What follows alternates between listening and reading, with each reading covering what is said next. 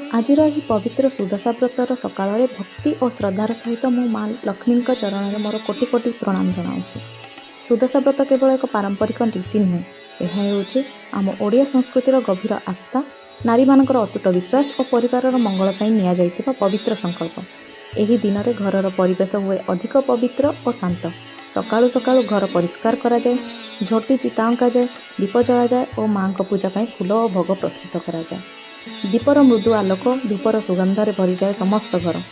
से पवित्र मुहूर्त में मन भीतर आसे एकमात्र प्रार्थना, हे माँ लक्ष्मी, आम परिवार उपरे तुमर कृपा दृष्टि सदा रहू, आम घरे सुख शांति और समृद्धि केबे अभाव न हो। पीढ़ी पीढ़ी चालू आसुवा एही परंपरा आम ओडिया घरे आज भी समान श्रद्धार सहित पालन करा जाउछि। एहा आम संस्कृति गर्व, आम आस्थार प्रतीक और आम परिवार खुशीर आशा। जय माँ लक्ष्मी।